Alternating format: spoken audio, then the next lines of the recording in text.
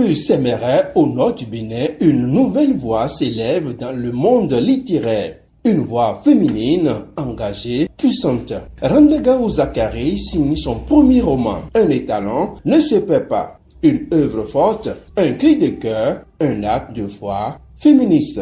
Un étalon ne se perd pas. C'est un livre que j'ai écrit. Je l'ai écrit pour vous. Permettez-moi de vous appeler mes lecteurs. Parce que c'est comme ça que je vous vois désormais. Et sans vous, il n'aura pas de sens. Sans vous, tout le sacrifice auquel j'ai consenti pour le faire n'aura valu la peine. Un étalon, ce n'est que le début d'un voyage que je vais entamer. Et ce voyage, je veux le faire avec vous. Depuis 3 ans, elle mûrissait ce projet. Aujourd'hui, le rêve devient réalité. Un étalon ne se perd pas. Un roman de 120 pages, désormais disponible partout et en tout lieu. C'est l'histoire d'une jeune fille, Akebi. Et j'avoue, quand vous voyez un peu comment est-ce qu'elle se comporte, c'est une fille très espiègle, très difficile, très entêtée, mais surtout très déterminée quand elle s'engage sur un projet. Alors, qui vit donc dans son petit village perdu de Séméré, quelque part dans la commune de Waké, alors que le père de son ami d'enfance avait décidé d'inscrire justement son ami à l'école du Blanc, Akebi se pose pour dire, moi aussi je vais aller à l'école, il faut m'inscrire. Alors, tous les arguments que les parents, le père de son ami et tout l'entourage ont avancé pour la dissuader n'y parviendront pas.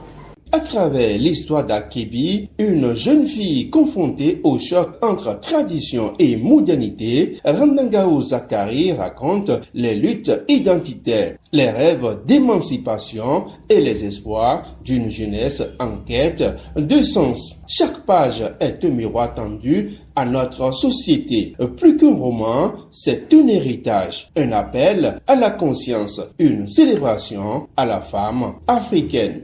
Pour ma part, et pour ce que j'ai lu et vécu dans le processus de naissance de cet ouvrage, je puis me dire qu'il y a de l'espoir quant au renouvellement de la classe d'écrivains au Bénin. Et quand je dis écrivain, vous vous imaginez sûrement que je parle d'hommes et de femmes. Si mes connaissances sont précises, des départements tout entiers de notre pays manquent, sinon manquaient encore à l'appel. Quand on citait les écrivains du Bénin, mais aujourd'hui, l'équilibre se crée. Et je voudrais vraiment être fier d'avoir contribué à cela en faisant éditer la première femme écrivain de la Donga pour ce livre. Éducation, tradition, chômage, conditions féminines, le livre questionne. Que reste-t-il des valeurs quand tout change? Et cette phrase résonne comme un coup de tonnerre. Le premier obstacle à l'émancipation de la femme, c'est parfois la femme elle-même. J'ai été un peu attristée parce que dans son ouvrage, l'auteur disait que l'ennemi de la femme, c'est la femme. Mais je pense qu'à partir de ce soir, vous allez remarquer que dans la salle, il y a plus de femmes. Donc nous renversons cette tendance, nous refusons cette réalité. À partir de maintenant, l'ami de la femme, c'est la femme. Si vous payez le bouquin, c'est en ce moment que vous êtes en train d'aider Randagaou. Si vous voulez aider Randagaou à continuer, à écrire, à quitter Séméré, parce que là, elle a quitté Séméré. Il faut qu'elle atterrisse peut-être à Cotonou, à Parakou, à Paris, à Washington, au Canada, un peu partout dans le monde. Payez d'abord le bouquin pour l'encourager.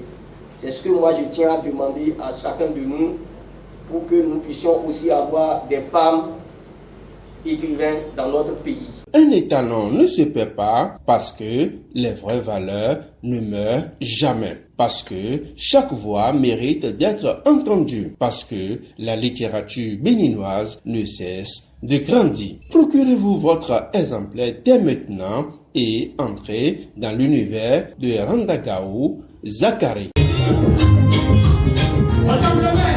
Je vais sortir.